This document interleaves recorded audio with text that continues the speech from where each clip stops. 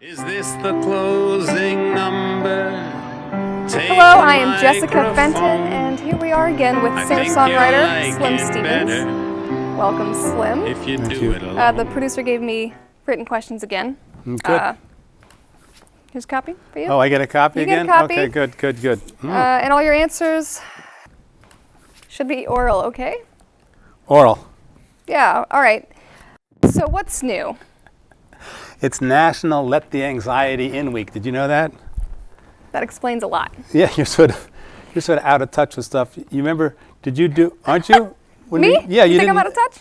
Wait, you didn't know it was Let the Anxiety In Week, and you said all answers should be oral, okay? And I said oral. The producer should have put, at which point Jessica Fenton giggles, okay? All It's right. the frail male ego. It's very at work. Anyway, did you ever watch the musical Hair? No. Okay, then obviously you're not. Let the sunshine in. Am I ringing any bells? No. Well, there's an assignment for you. But it's actually, I've only watched 2 musicals in my life. One was Hair, and the other was Thoroughly Modern Millie. Did you ever sing in a musical? No. You pause like, I have watched musicals, I have attended musicals, and I sang along with them in the privacy of my own home, but not in an actual production with an actual audience. Hence the pause. well, Let the Sunshine In. The original title of that song was Let the Anxiety In. The timing didn't work. You know, you're a songwriter, right? So the timing didn't work. Gotcha. What a piece of work is man, how noble in reason, how infinite in faculty, in form and moving, how express and admirable. The beauty of the world, the paragon of animals. Then it goes on. That's a Hair musical from Hamlet. Wow, pretty good one too. Pretty good one. Okay. Well, do you want to start with a 3-on-3? Sounds like you kind of need it. Well, let's watch one video first. I think I can hold out that long. All right. Well, let's watch Carolyn. Okay, right here? Yeah. Okay.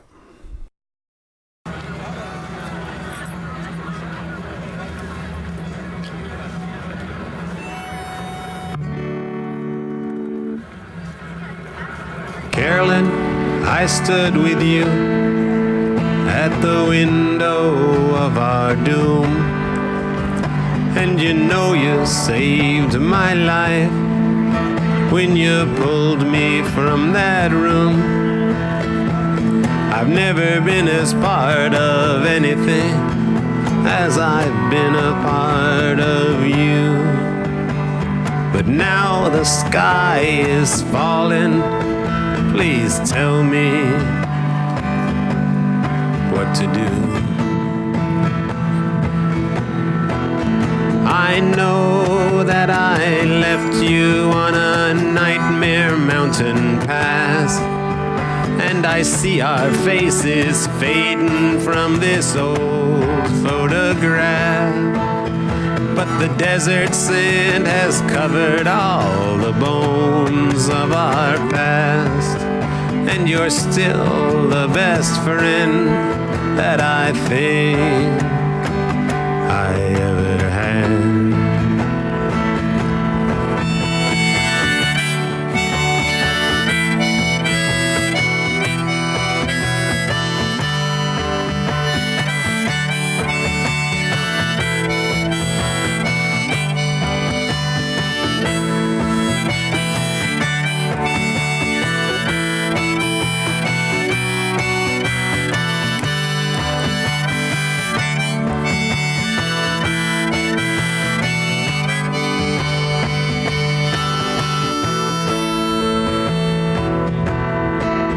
I've carried my tombstone everywhere I go, but I'm going out to bury it where the cold winds blow.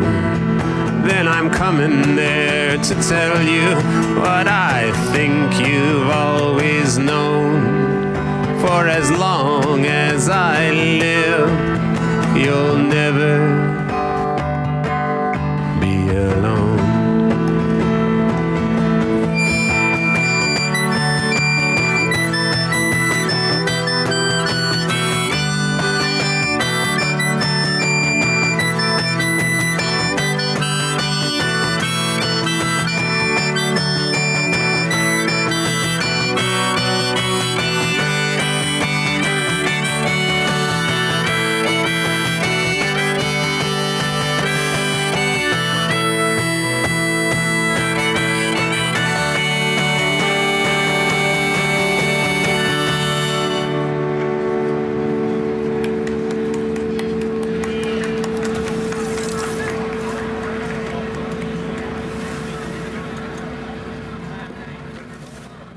So can you recite the lyrics to that one? Carolyn, I stood with you at the window of our doom, and you know you saved my life when you pulled me from that room. I've never been as part of anything as I've been a part of you. But now the sky is falling, please tell me what to do. I know that I left you on a midnight mountain pass, and I see our faces fading from this old photograph. But the desert sand has covered all the bones of our past, and you're still the best friend that I think I ever had. I've carried my tombstone everywhere I go, but I'm going out to bury it where the cold winds blow. Then I'm coming there to tell you what I think you've always known. For as long as I live, you'll never be alone. Harder to say than to sing, isn't it? So you stood with her at the window of your doom. Yeah, she was 3 years older than I was, and she looked out for me. You know, she was a big person when I was a little person. It's so hard not to be in power when you're little, and we had, in some ways, our mom was scary, and my sister looked out for me when we realized our parents were going to split up. I was 14, she was 17. It's the best thing under the circumstances. That was what we said all over and over again to each other. Maybe some adult had said that to us. And Speedy Ventura, the counselor at the Homestead camp, the Unitarian camp we went to, had this saying that there are so many little dyings that it doesn't matter which one is death. I think, I think I was wise enough to think of that as, well, it wasn't the divorce, the breakup of the parents that was so upsetting. It was the whole situation. But who knows? I know there's been a whole revisionist attitude with me of like, stop complaining already. So I feel like whenever I'm like focusing on some of the negative things from my childhood and talking to my friends, I'm thinking like, shut up, you know? How lucky I was. I mean, I'm very close with people who didn't have the incredible, attentive, and wealthy, as I guess is the word for it, attention that I got. She took me to buy Bibles, got matching Bibles right there on Plandome Road as a symbol of our continued commitment to each other. That was a pretty smart move for a 17-year-old girl to do for her little brother. And then she went to Europe for a long time, to Germany, was teaching there, and I went for 19 months, traveled around the world, and came back to find her in Heidelberg, where she was living and teaching. And that's when I told her that our parents had died at sea, meaning that something bad had happened to us. It wasn't our fault. And we were still around. We didn't have that counseling. Now they make you tell your children if you're getting divorced. Parents never divorce their children. We didn't have any of that. But we sort of figured out for ourselves that brothers and sisters don't have to divorce themselves. So that was sort of, I think that was a paying. They say that kids think it's their fault. And so I think that was sort of what I was doing by running around the world, dragging that old book, an old book that I never even opened for some reason, called The Origins of Totalitarianism. It's like big, one of these fat books that sort of the lefty Harvard people liked or something. I don't know. And I had a dobro, which I didn't play. It was like a dobro's a kind of guitar. I didn't play it, but I carried it everywhere I went. And that's sort of, I think, what I mean by I've carried my tombstone everywhere I go, that I was carrying symbols, which people do, you know, of their own exile. That's why I feel so lucky today that I don't have much self-exile. When I want to do something, I do it. So that's a big a big change. Another way, in a deeper way, she was a symbol to me of happiness. I guess if your big sister's happy, you're happy, or you feel it's safe to be happy if you're a little one, you know? You don't have to watch kids too much to realize how they're modeling at all times. When I got to boarding school, Connie Sigler was my English teacher. Did you have Connie Sigler in 13E? No. Okay, boy, what a wonderful woman she was. I was so lucky to have her. And I wrote this short story about waking up, realizing it's Christmas, and running into my sister's room. And there she was, just waking up, and I nudged her. It's Christmas. Then the next paragraph, I woke up, and I realized it was Christmas. And I went down the hall to my sister's room, and I went into it. And I went to my sister's bed, which was empty, and I started to cry. So that, looking back now, I see Connie's very kind comments in the margins, but I realized that was to me symbolizing that sense of family had been hurt, and that partnership was gone too, the partnership that we had. So why was she the best friend you ever had? If for no other reason than saying, I think the problem is not how to choose, but how to fit everything in. That I wanted to be Bobby Kennedy, who was a political hero of our parents, and I wanted to be Jimmy Connors, who was a tennis. What's better than a champion? Just he was just such a strutting, honest, open person. You could see it up there. Unbelievable guy. And who else did I want to be? I wanted to be Bobby Dylan. So I took that problem to my sister, you know, and that's for an adolescent to even open up about that, what you're really thinking and feeling is pretty amazing. That itself shows how gentle she was towards me. And she said, "Oh, I don't think your problem is how to choose, but just how to fit everything in." So she gave me permission to be those different sides of myself. So are you ready for 3-on-3? Not quite. I just had to build myself up to it. Is there any chance you could show me another video first or something? Sure. Okay, let's watch our first big break. Uh-huh. You remember that one, don't you? Mm-hmm. Yeah. Mm-hmm. Okay.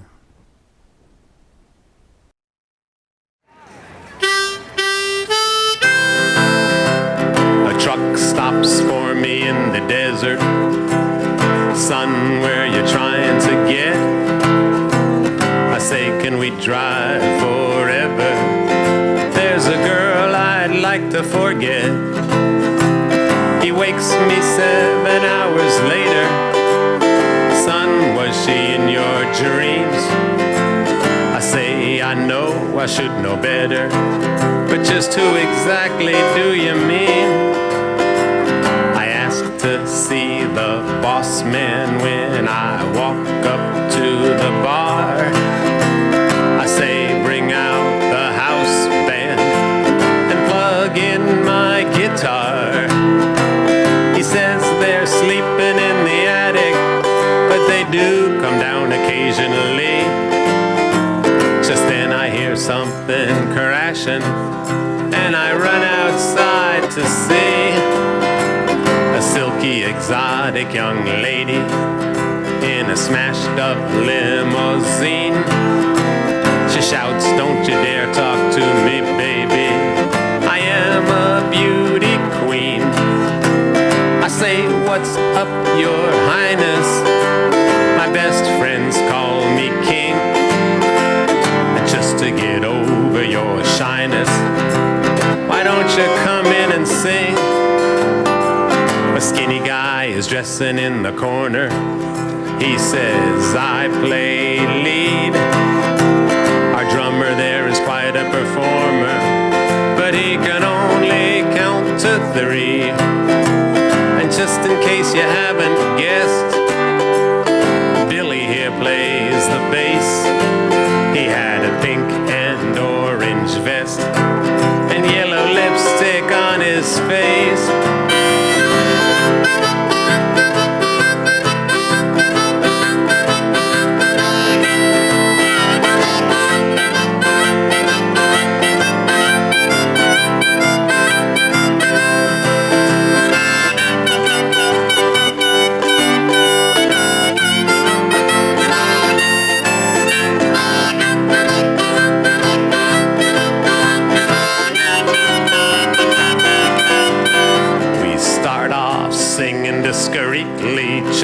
like royalty, always should. The band is swinging sweetly. I think the boys are pretty good. But the crowd starts to yell and scream and sets fire to the stage. So we run to the limousine and take it to LA.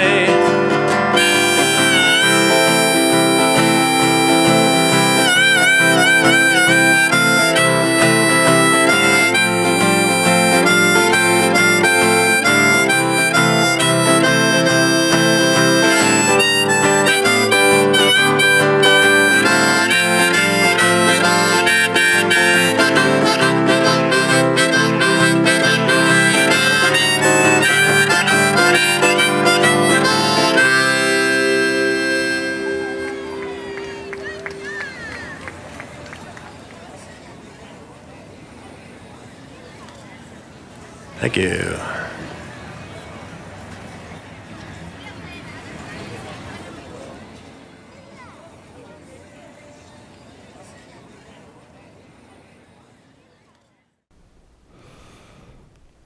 So what was your first big break? 5th grade talent show. You had to wait till your junior year, but I blew them away in 5th grade. It was your junior year, right? I mean, yeah, Sophomore sure. year? Yeah, Okay. something like that. Well, I got an early start. I was a child prodigy. Duke, Duke, Duke, Duke of Earl, Duke. We sang that and brought down the house. And one of the teachers was very nice and put her arm around me afterwards or in the hallway. And she said that was very good. I was a boy soprano then. I don't sound like a boy soprano now, do I? No. No, I don't. I think my voice peaked, probably good for me, in 7th grade. And then my next big break, of course, was being in the barbershop quartet. You remember Bobby Hoffman, Tommy Allen, Steve Harris, and me. 4-part harmony. I can't do 2-part harmony now, as you know. Am I the most difficult person you've ever had to harmonize with? Yes. Larry, is the etiquette counselor over there during the break? Could she ask her to spend a little time with Miss Fenton? Thank you. Okay. Then Miss Johan, the 7th grade solo, which is along with George Harrison doing, was it My Precious Lord, live around the world. Number 2 would be my 7th grade solo that Miss Johan gave me. What else? Oh, and then being John Proctor in The Crucible. I still remember the poster they put up for that. The junior class will be putting on The Crucible this evening at 7:30. You are invited to see this tragedy. So I get out there. My job was to walk on, and I had gotten home, and my wife was standing on the other side of the bed or something, and I walked on, and it was like stage fright. It didn't feel like stage fright. It was just like, oh, it's like, oh, what's going on? Oh, interesting. But I was smart enough not to break character, and I was supposed to say something when I walked in, but I didn't. I walked to the other side and picked something up and looked at it, and just said my line, and we were off and running. So that worked. And then one of the leads in my freshman year at Harvard University Experimental Theater, I look back. If someone asked me on the bus, how was college? I'd say I was just a depressed kid, didn't do anything. But I look back, I played tuba in the marching band. I had the lead, one of 2 leads in the Experimental X. I comped for the Crimson Photo Board, trying to learn how to use a Pentax, and studied astronomy and filmmaking. I was in the chorus. I didn't even know. He said, I'd been so long, I didn't know.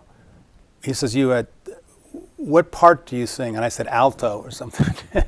He said, alto? I said, yeah, it was a very small chorus. He said, it must have been very small. That's how, in my tryout for the band, I hadn't played the tuba since 7th grade. And so I go to try out for the Harvard marching band. He says, play a chromatic scale, which is, of course, every step. I said, I only know one scale, boom, boom, boom, boom, boom. He said, we were going to pay somebody, we had an even odd number of tubas, we were going to pay somebody to carry one, just don't play too loud.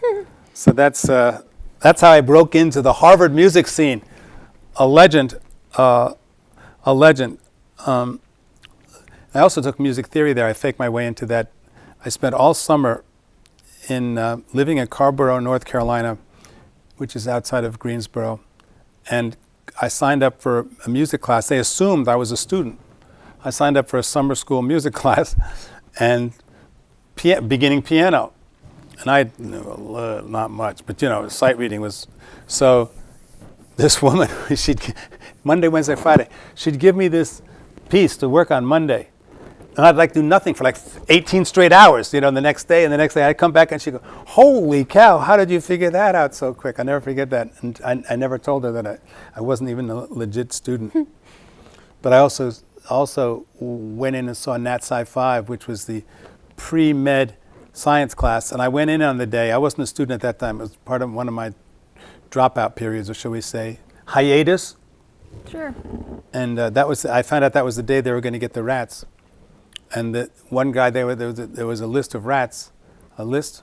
When I say list, I mean assembly line of rats. And the guy would inject the rat, which basically it was bye-bye rat. It was going to kill the rat.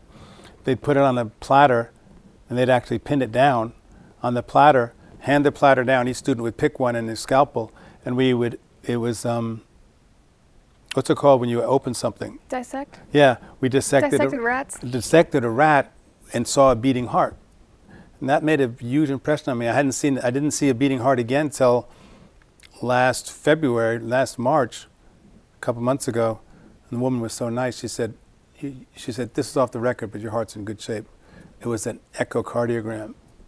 So as mammals go, I guess I got a pretty good gig compared to the rats. So when I look back at that, I realized I was pretty busy in college.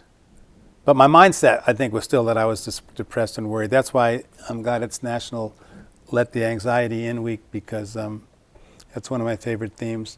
Another break was, I can't remember the kid's name, Greg Ford. The Unitarian camp had kids of color in it too.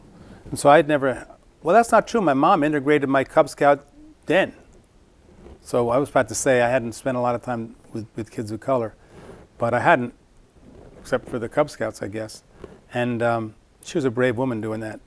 She told me later that she went to various packs, they call them packs of dens, and to find out what they would do if she brought kids up from the black part of town and brought them in. Anyway, so watching him trying to figure out a piece on the guitar, and for some reason that just is always stuck on my mind. I guess because on one level I didn't realize it, but I was craving doing that myself. Now why I didn't, I don't understand. There was also a guy whose name I can't remember. I wrote him a letter to tell him how much I appreciated him at the camp.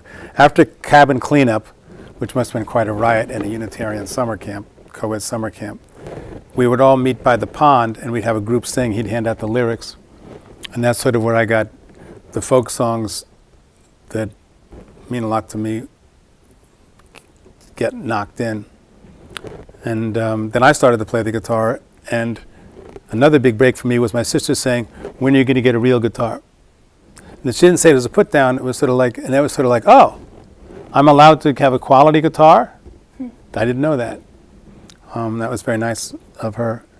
And then after when I started writing songs in my, I can't lie because, I think I was going to say that when I was 28 or something, but of course I had that concert when I was 24 at Harvard.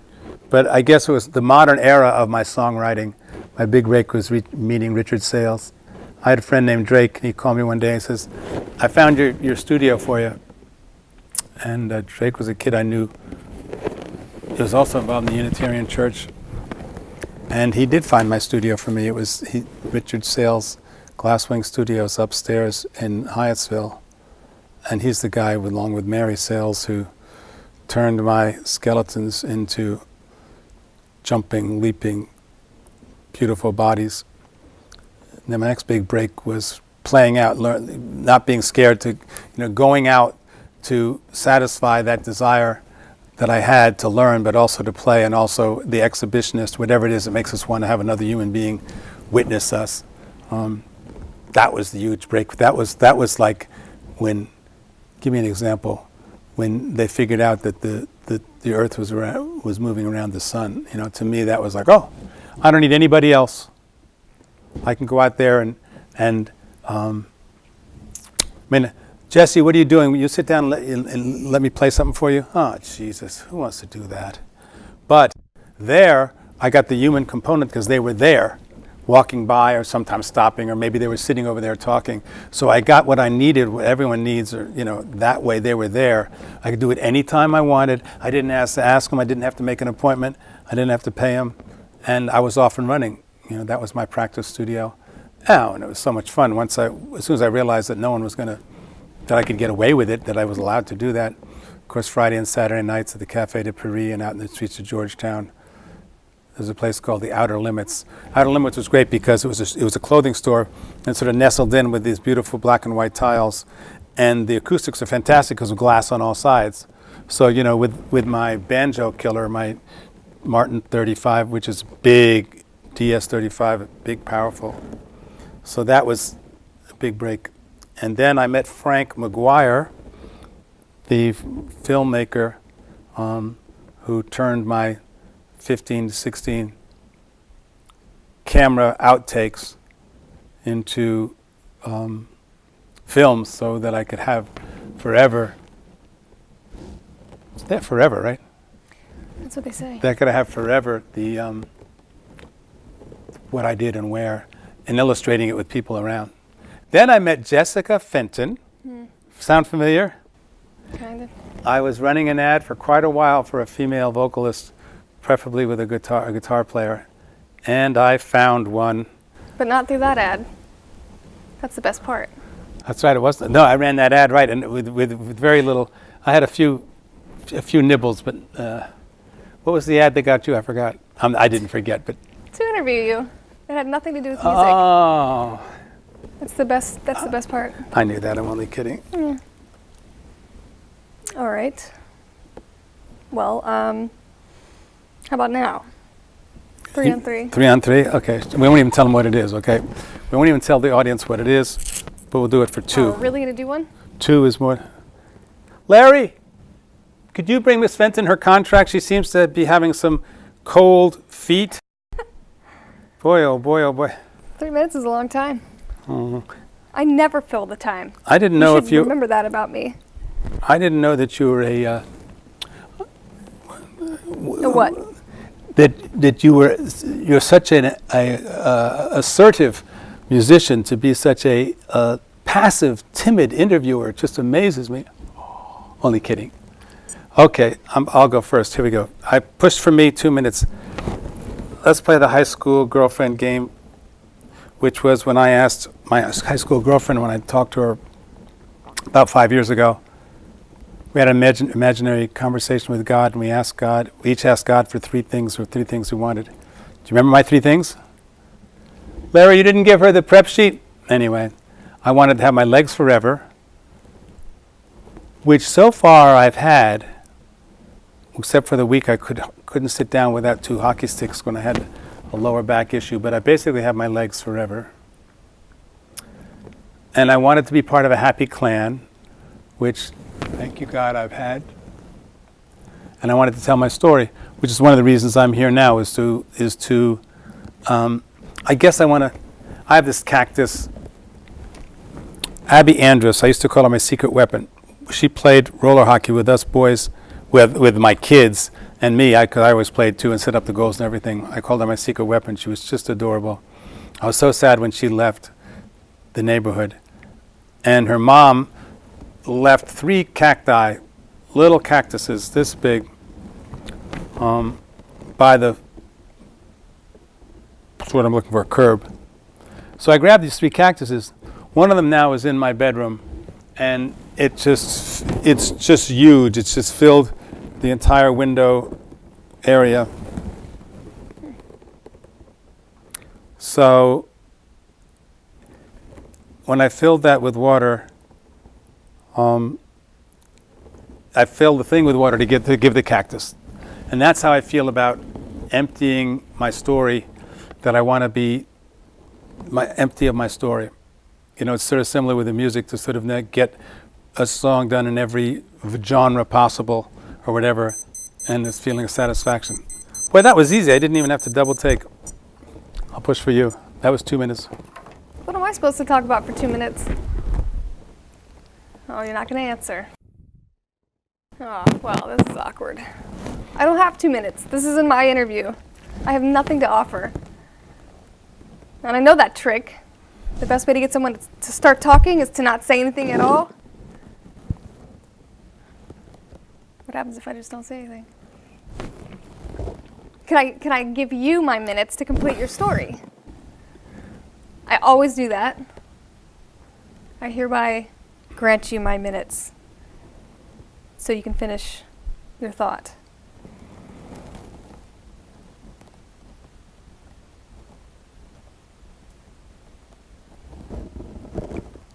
What a great use of time.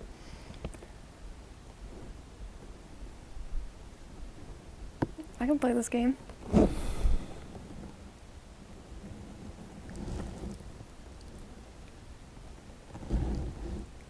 So the bus. The bus. The bus is waiting. The good old bus is waiting.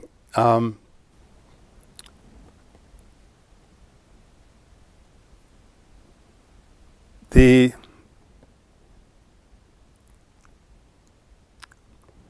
bus is waiting. Let's watch it. Can we watch it? Okay. I was curious of what I was going to say.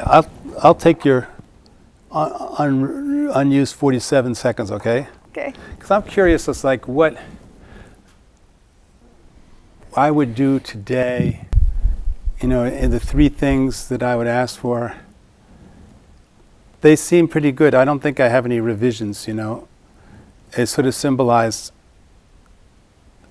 I don't think I have any religions, you know, revisions.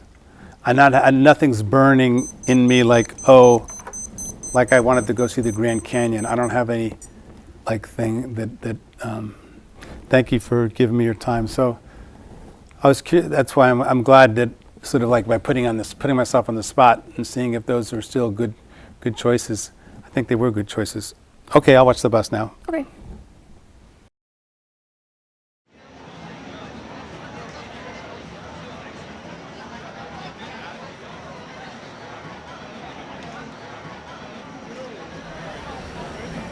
The bus speeds toward the morning sky. I still see your face through the cold, and your pain still reaches out for me in the night. With nothing left to hold.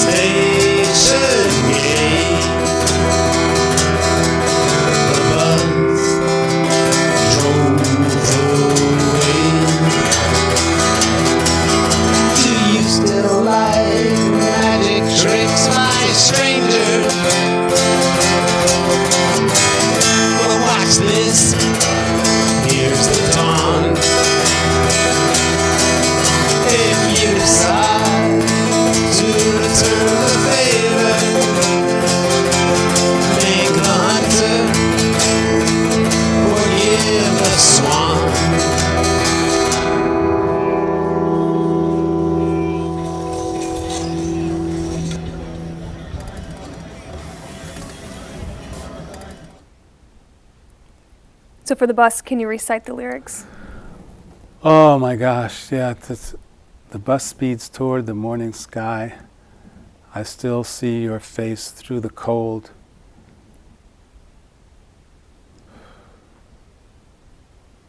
No? They wrote it down here. Oh, and your pain still reaches out for me in the night with nothing left to hold. When I was poor, I believed in giving. Alone, I believed in fame. When I was poor, I believed in giving. Alone, I believed in fame. When I was sick, I believed in living. When I was beat, I believed in blame.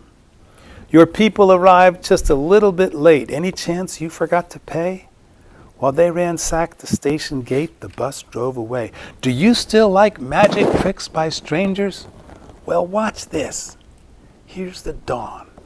If you decide to return the favor, make the hunter forgive the swan.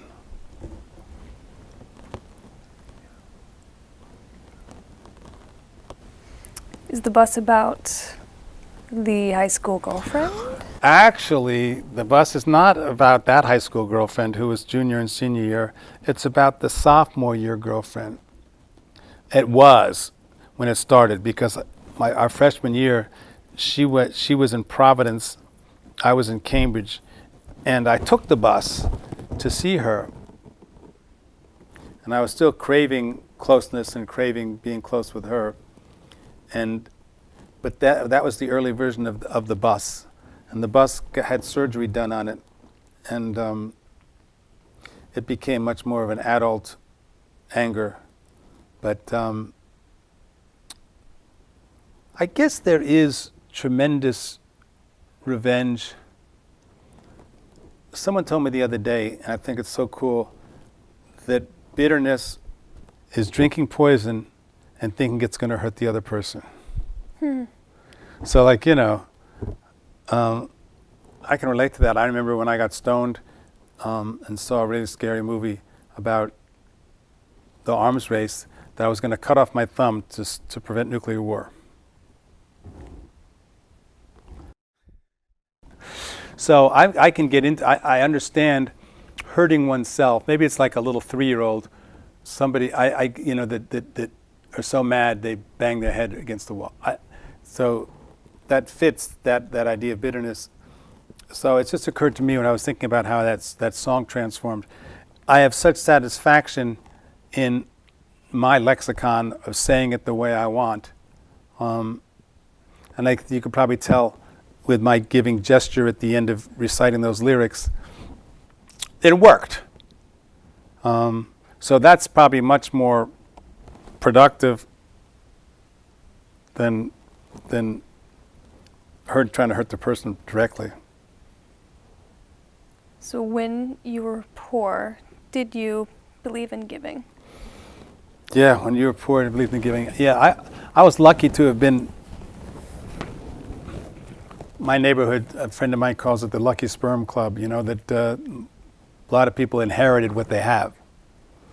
And I didn't, even though I was raised in a middle-class neighborhood, upper middle-class neighborhood, the mentality we had was that we didn't want to waste a penny. We wouldn't go out to restaurants, drove old cars, sort of a combination of a Puritan ethic and a frontier ethic. So I was lucky in that sense that Glenn Hosted and I went out and we would find bottles which had 2-cent deposits, and we make money by taking them in and getting in the deposits. And I still remember, I was musing about that this morning. Dodge Coronet, that's what it was. I couldn't remember the kind of car. I had a green Dodge Coronet, and I just needed $300 to get the brakes fixed, but my mother wouldn't advance it to me. You're not the first kid who had to put his car up on blocks until payday, she said to me. So she was trying to teach me to be self-sufficient, I think. Well, when you were alone, did you believe in fame? Did I believe in fame when I was alone? Yeah. Who's the greatest genius of all time? Close. Steve Martin. Steve Martin is an actor, he was a comedian, and he got to be famous. Well, excuse me. But he was Very, very wise man. Very, very wise man. And one of the ways he was wise, we got to be famous, people would come up to him. He had a card. He says, this commemorates that you met me, Steve Martin, and we met each other, and I found you to be scintillating, and you found me to be scintillating. We had a great time together. So he was like dealing with that burden of being a piece of red meat for somebody, you know, that somebody wants, get my picture taken with you, and how oppressive it was to him. So he was pretty smart, don't you think? Sounds smart to me. My daughter says it's Phoebe Buffett, who I've never heard of, but this morning she walked in as I was thinking about what I was going to say here, and she quoted Phoebe Buffett.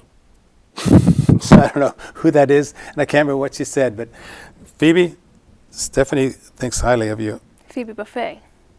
Oh, Phoebe Buff. Phoebe Buffet. Who is Phoebe Buffet? Phoebe Buffet. Smelly cat. Google it. I'll get She right is on a it. genius. I'll get right on it. So, when you were beat, did you believe in blame? You mean, why should I settle for low self-esteem when with the right medication I could have great self-esteem? Is that what you mean? Yeah, I believe in it. Yeah, right. I mean, anybody who's beating you is going to have a revenge fantasy directed at them, right? Anybody that hurts you. Some people some people hurt me. There's no question. Well, then, I mean, are you angry? Yeah, I'm angry. And I just got angry. Somebody did something stupid at work.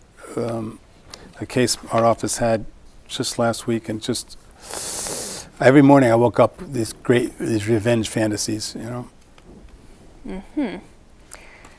So, how many Slim songs talk about the Earth? Oh, okay, good. Now we're at the, what do you call this? The human interest part of the interview, I guess. Slim Stevens Trivia. Well, you know, Larry's devised this Secret of Happiness board game, Slim Secret of Happiness board game. And I see, okay, good, Larry got it in here. Here's a start here, put you on the 0 square. Wake up in the morning saying to yourself, I can't do it. So you have to move back three spaces. Then you start to have anxiety about your life, have to pick a card. You thought a woman would complete you, back 7 steps, and 7 years. Oh my God, pick a card. Go back 30 years. Smoke a joint or have a cup of coffee. Can't do both. All right, so that's very tricky. Then if you decide to smoke a joint, you go off on this side of the board. If you decide to have the cup of coffee, you go this way. You can't do both, of course, because one contradicts the other. You knew that? They have that in New York? I don't know anything about it. Okay, good. Pick a card, go back 15 years, see guys with helmets trying to tackle you. Run, get on the next block, go forward 9 years, walk away from your girlfriend in India. Up, you have to go back 4 spaces. Pick a card. Go forward 15 years. Your biological alarm clock goes off. Ding, ding, ding, ding, ding. Then go back 20 years. Pick a card. Move forward for 3 spaces for each of your songs to talk about dogs. Oh, this is tricky that they put it. Okay. That's funny. The doctor who gave you that pill hides bribes inside his desk, turns runners into skeletons. Who's next? You wrap me in your soft dog's blanket, his cold nose against my face. I wrapped you in my old green sweatshirt. I like this place. That's one, isn't it? You played with that, didn't you? We were watching the news on her little TV. She said, can loving you reduce my misery? Her dog ran in and started growling at me. I said, doesn't he have somewhere else important to be? She said, he loves meeting people. And isn't he sweet? I said, unless you're people that he doesn't love to meet. What pretty teeth, why don't he take a seat? We find a rusty wreck deep in the forest. My dog nuzzles your neck, eager and curious. That must have been some ride for that boy and girl that day. You say, let's climb inside. There's a game we can play. It's called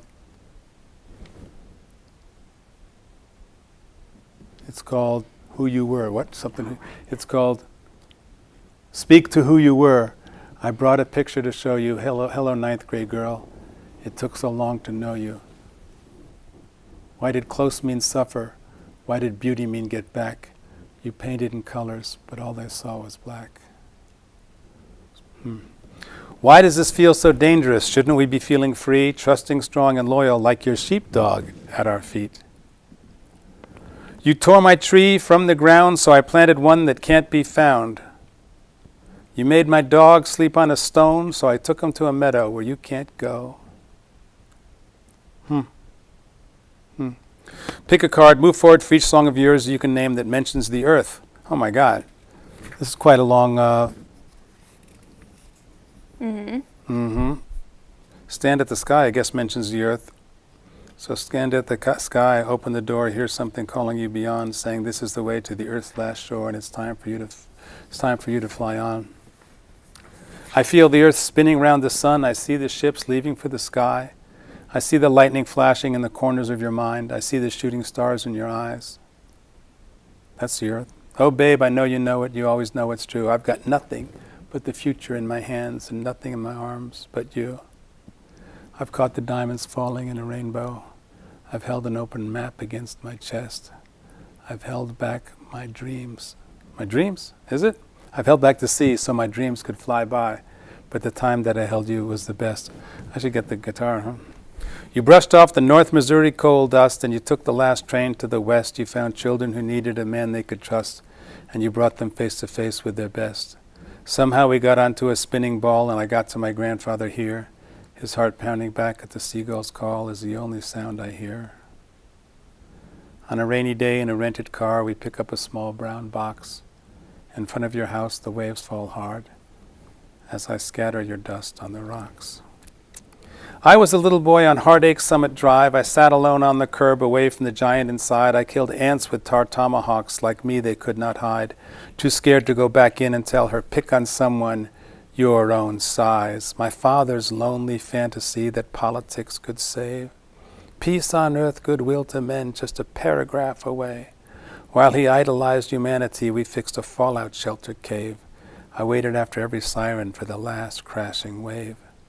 They sent us home from school on a bright November day. I rode to the station with my mother to meet my father's train. We sat in a Chinese restaurant wondering who was to blame. His fantasy died before my eyes when they shot JFK. There's an earth in there. Isn't there earth in? There's no earth in there. Oh, peace on earth, goodwill to men. Okay. I don't know if you get credit for that in the Slim Stevens Secret of Happiness game. On the day that my childhood died in its chains, Bob Dylan has a song called My Back Pages. And when I went back for the 25th Harvard reunion, we had a boombox, and another Dylanite and I were like kids with our boomboxes. I was walking around the neighborhood of where I had been a college student. And that was my public praying, I guess. I stood by the prison crying in shame. I threw down my dreams like a matchbook in flames and watched as my past disappeared in the fire. The anger I felt has now turned to trust. I ask no questions, I just do what I must, and the earth's last mystery leaves no tracks in the dust of those dead and dying I once loved. With the champagne of innocence I joined you to me, but the bottles we have drank from have drifted out to sea.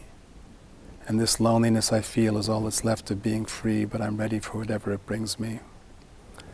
Then one that I discovered with you from my 24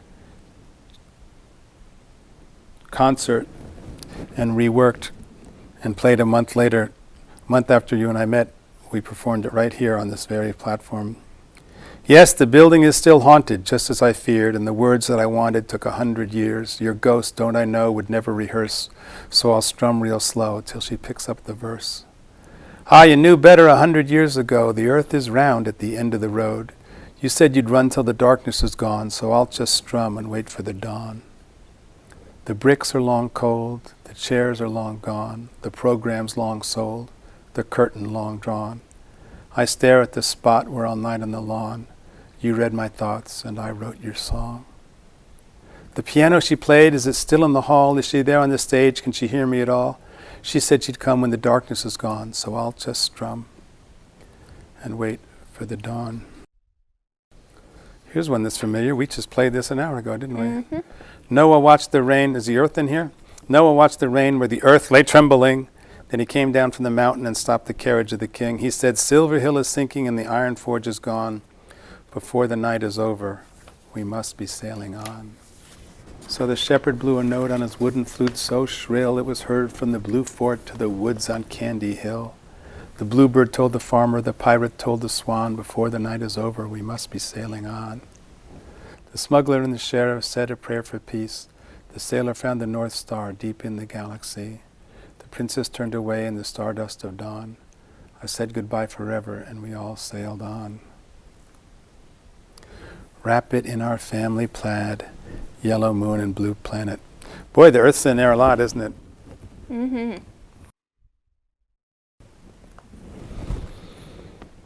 I want to ask why. I don't know. I didn't know the Earth was there. I didn't know that many dogs. There's even another magic word coming up if Larry told me right. All right. Well, you just mentioned yellow moon and blue planet. So that sounds like a good place to watch The Locket. Where it came from, okay.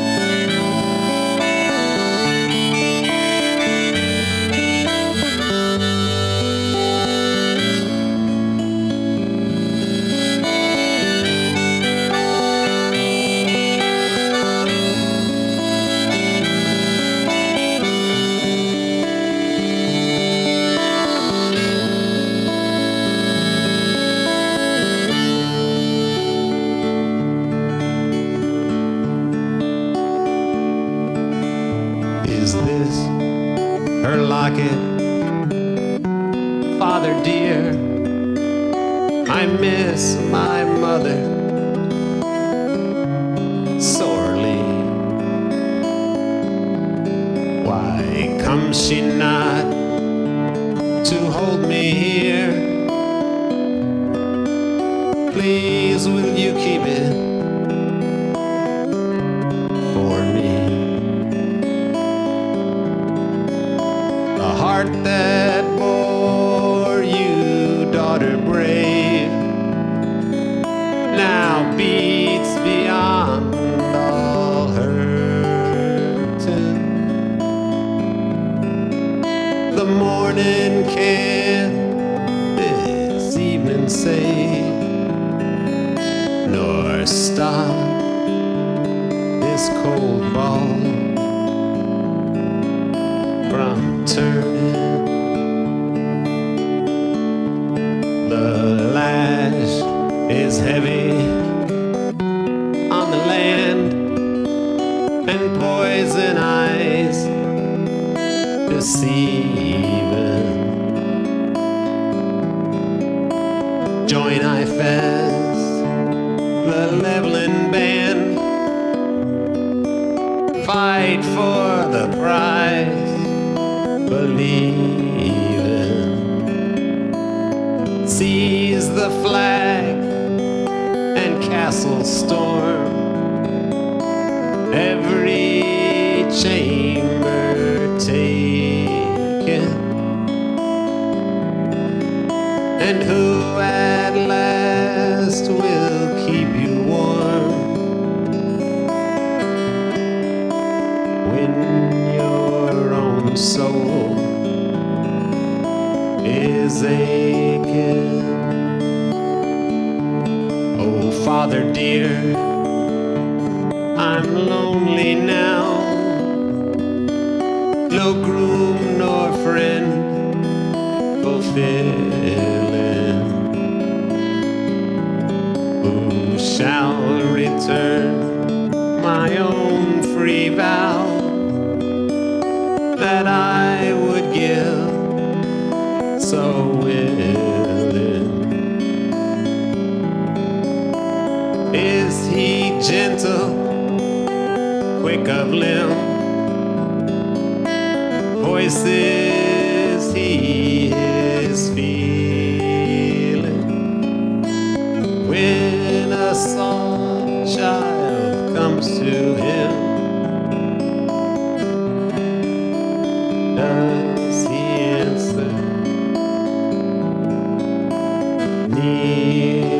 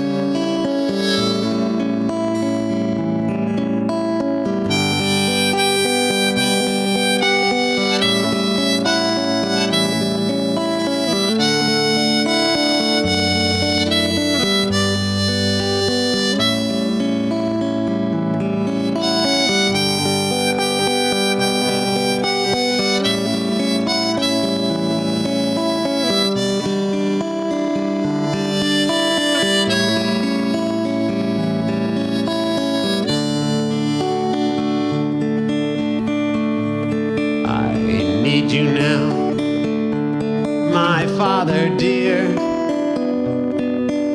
Alone this hill I'm climbing. Hyenas howl, the darkness near. No village am I finding. Sing this song, your heart so sad. Her locket, now you'll have it. Wear it with our family plaid. Yellow moon and blue planet.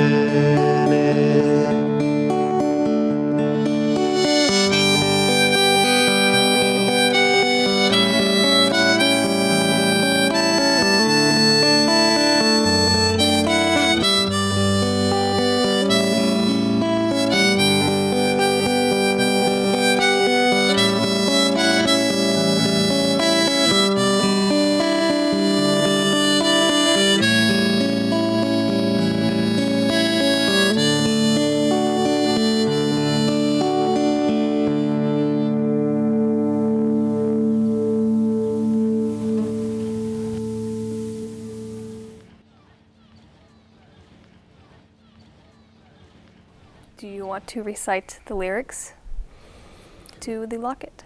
Too fresh, too fresh, too fresh, too fresh. Too fresh, too fresh. Is this her locket, Father dear? I miss my mother sorely. Why comes she not to hold me here? Please will you keep it for me? The heart that bore you, daughter brave, now beats beyond all hurting.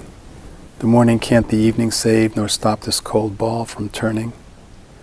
The lash is heavy on the land, and poison eyes deceiving. Join I fast the leveling band, fight for the prize believing. Seize the flag and castle storm, every chamber taking, and who at last will keep you warm when your own soul is aching? O Father dear, I'm lonely now, no groom nor friend fulfilling. Who shall return my own free vow that I would give so willing? Is he gentle, quick of limb, voices he is feeling? When a soft child comes to him, does he answer kneeling? I need you now, my Father dear. Alone this hill I'm climbing. Hyenas howl the darkness near.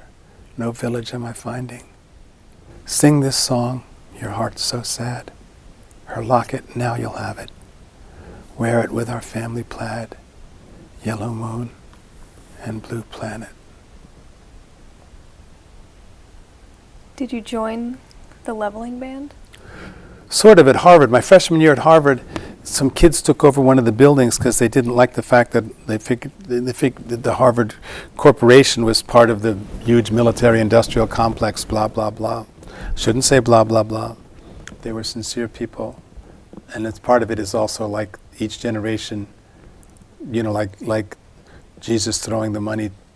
Each generation wants to purify the older one and help it, and be a conscience for it, And now that emotion is being very strongly felt by people who've seen what's happened in our country since last November. But so we watched the police dragging people out. They didn't kill anybody, but they had batons. They called in the state police, and the local police kept people away.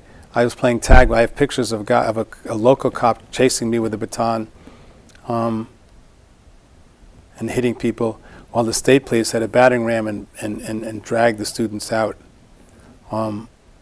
Which in a way too was like a class warfare looking back too. So then after the police had left and the students had been arrested and dragged out and hurt, there was a lot of blood. There were bloody heads and people were hurt, but it wasn't fatal. It wasn't still minor league compared to the repressions that occur in other places. So a bunch of us gathered, and somebody had a bullhorn, and they said, and they give a speech. Oh no, the system is terrible, and the Harvard's terrible. Now we're getting stones. We're going to the Pusey's house. The Harvard president had a house on the campus, and a few people shouted, "No," which was interesting.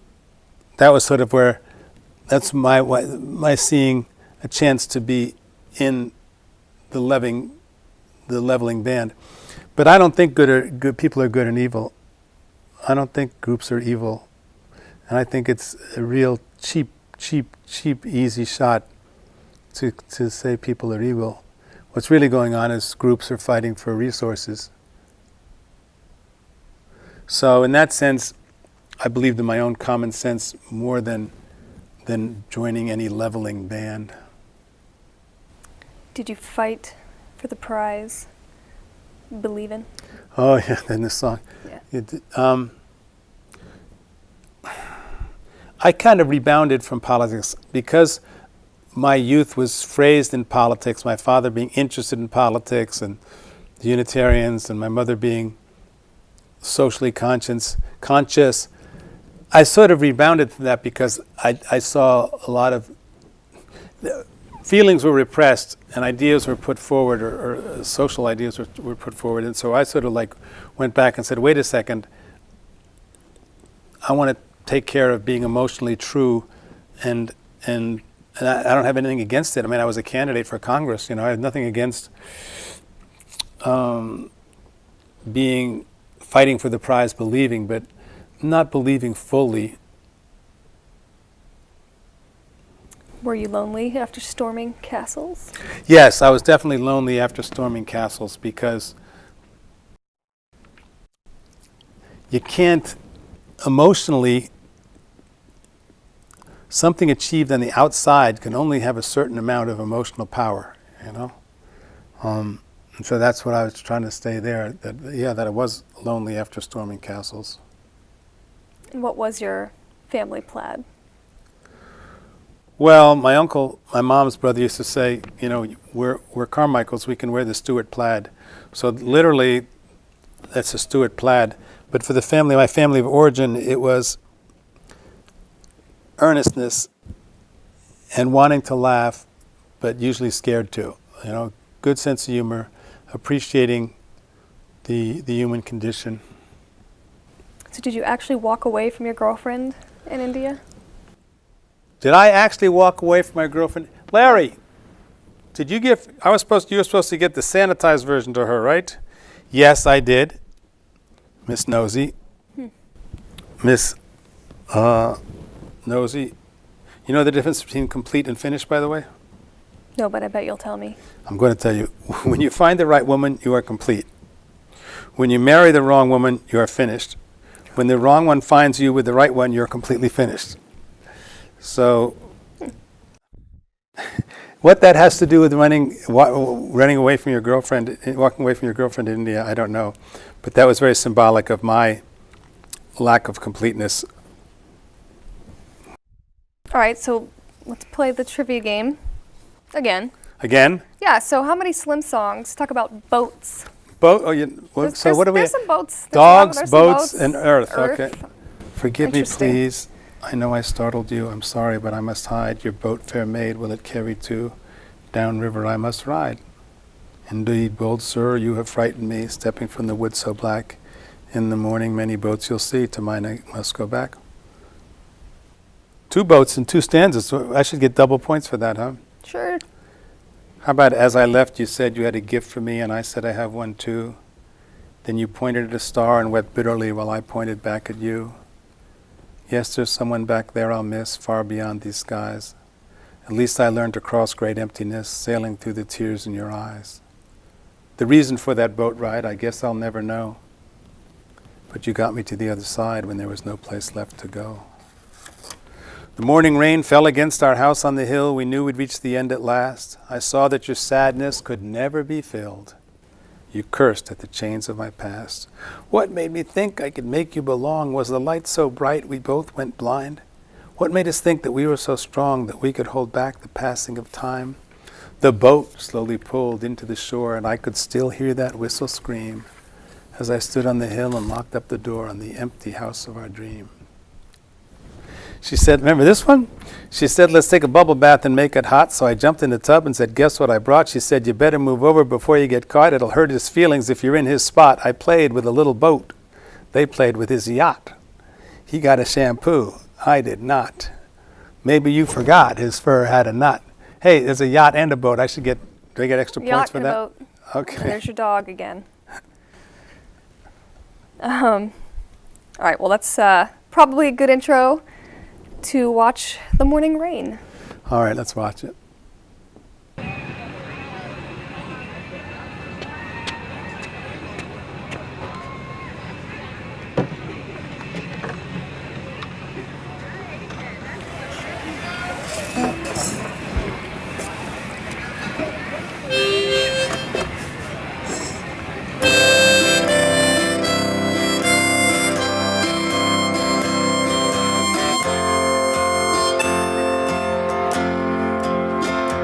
The morning rain fell against our house on the hill. We knew we'd reach the end at last. I saw that your sadness would never be filled. You cursed at the chains of my past. What made me think I could make you belong? Was the light so bright we both went blind? What made us think that we were so strong we could hold back the passing of time?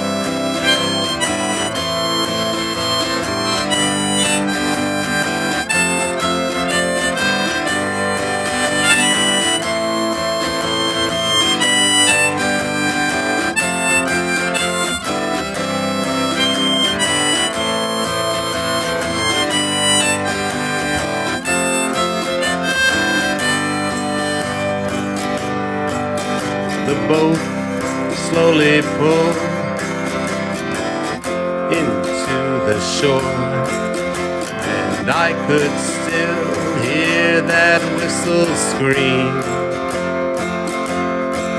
as I stood on the hill and locked up the door on the empty house of our dream.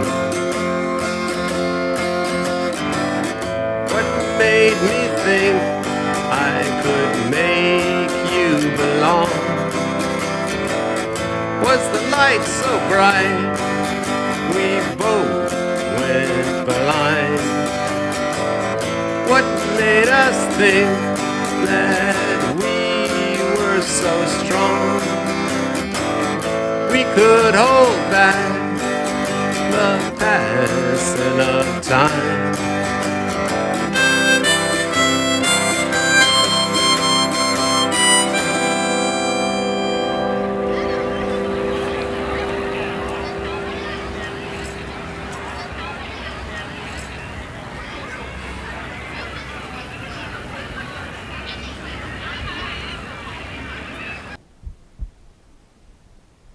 Why don't you like that song? I don't like that song. I think maybe because her point of view isn't in it. I need to write a third verse. Maybe I can work in why was autonomous synonymous with anonymous. I don't know, but just, you know, the morning rain. I don't know. It's just something missing. Maybe I'll write a third verse for that. Okay. How about blankets? A lot of blankets. Boy, you're playing the trivia game with me. Yeah. Okay. You're so romantic. All right. Below the summer camp theater, their cave was enough on the green army blanket bed with the girl he so gently loved, the daughter of a Puritan and a reclusive saboteur, the son of a utopian and an abused frontier girl. He had rode all night on a bicycle on the New York interstate to buy your latest album, and now the sad-eyed lady played. That was to Bob Dylan when the album came out. I was the camp hero because I got on my bike. We should do bikes. Bikes. All right, I don't know. Remember this blanket? I just pulled it from the shed. The last time I had it, it was on our bed. I said, what about the others? He said, they're not too young. If they're old enough to suffer, they're old enough to run. Who said that the darkness may teach you how to see? For every angry mother, a child cries helplessly. That would be me. This blanket has a smell of perfume and cologne. Add a little smoke from hell and I'm feeling right at home. Look now, it's the morning. What a perfect name. And it's bringing me nothing, just a dying old flame. Did you see an angel as you rose up from the sea? She's looking for someone, dancing aimlessly. That would be me. You call it the affliction. I call it the curse. Maybe if I listen, it won't get worse. In this hot bath of cold sorrow, you face me and the truth. For 30 years, no one listened to you. The doctor who gave you that pill hides bribes inside his desk, turns runners into skeletons. Who's next? You wrap me in your soft dog's blanket, his cold nose against my face. I wrap you in my old green sweatshirt. I like this place.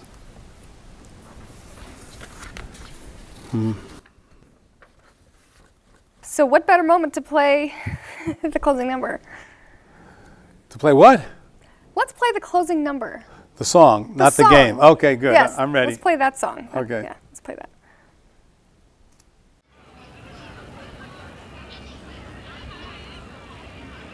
Is this the closing number? Take the microphone. I think you'll like it better if you do it alone. It's our last night at the Rainbow, so let the truth be told. I'll try this old piano, but my fingers are so cold.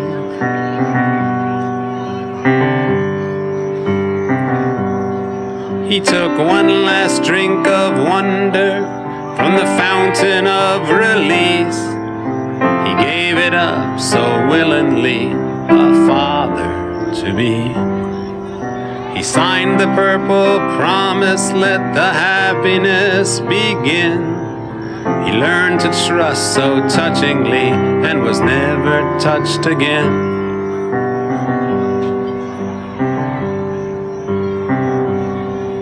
He saw her at the stage door late last Sunday night, feed his papers to the fire, cursing at the light. She's got no more use for him, she knows he's all a bluff. She blamed him so perfectly, could he ever get enough?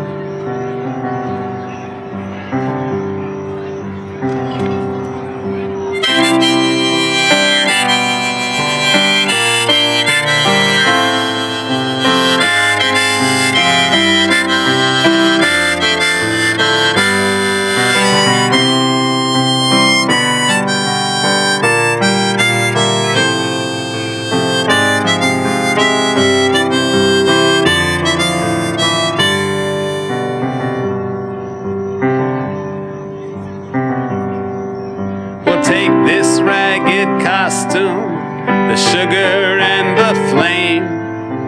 Take these rolled up dollars and take this tired name. And take this empty locket and take that jagged mirror. Keep them with the secret that I will never hear.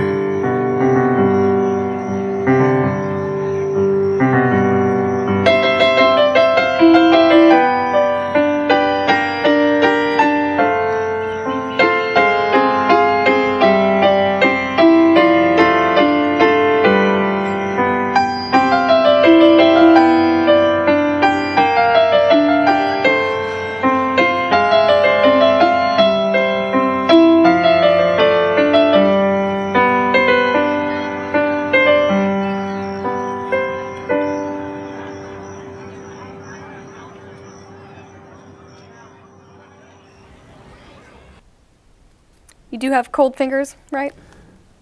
I sleep with gloves on. What was the secret that you would never hear? Oh, from the song. Yeah. I don't think she knew the secret. She was cursed behind a curtain, as are so many people who've repressed their trauma, you know? Do you repress your trauma? Probably. I think everyone does in some way. Is this the closing number? Take the microphone. I think you'll like it better if you do it alone. It's our last night at the Rainbow, so let the truth be told.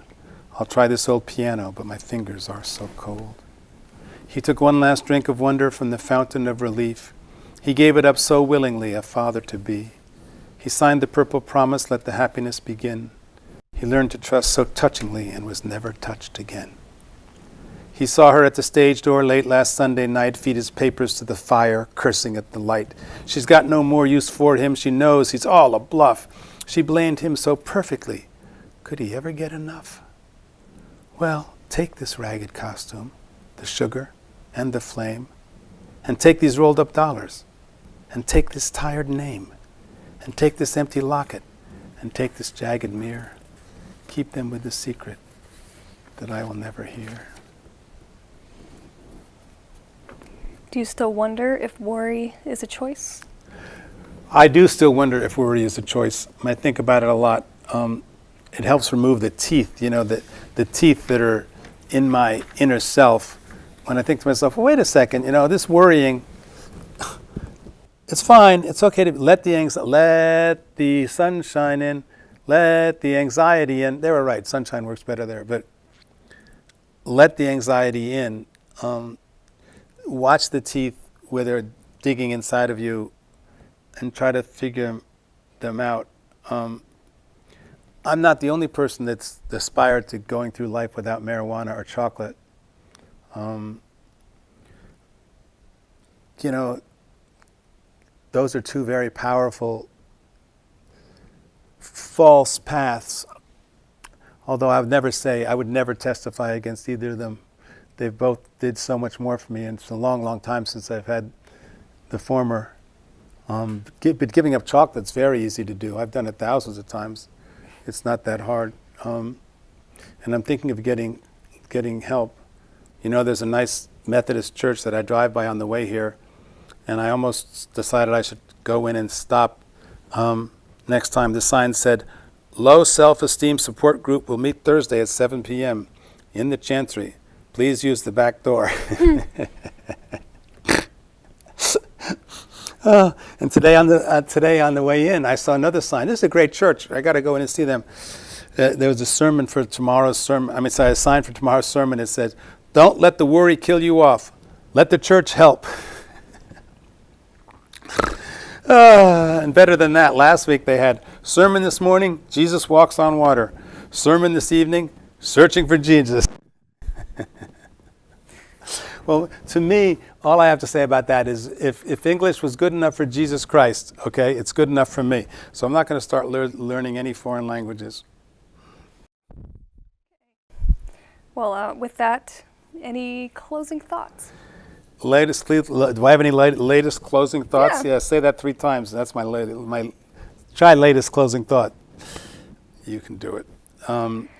I won't give you any closing thoughts, but I will read you my latest review, which Larry has been nice enough to type it down here. Slim Stevens closed his performance singing, "I will not pass this way again," giving obvious pleasure to the audience. Okay, interesting way to close that out. Thank you, Slim. Hopefully we'll do it again. Thank you. A truck stops for me in the desert. Son, where you That's a trying wrap. to get? I say, can we drive forever? There's a girl I'd like to forget.